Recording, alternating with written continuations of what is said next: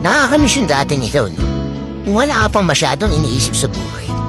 Yung problema mo lang ay kung paano ka papayagan ng magulang mo na maligo sa ulan. At kung paano mo dadayain yung pagtulog mo sa tanghali. Tapos nung naglalaro ka, nadapa ka, tumatayo ka agad para maglaro muli. Pero ngayon, niayaw mo nung mabaha ng ulan.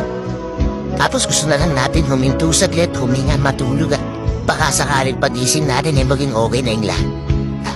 Pero isa lang yung dapat na hindi magbago. Yung bumabangon tayo muli sa mga pagkatapa natin. Hindi na natin mababalik yung dating ikaw. Pero pwede mo yun,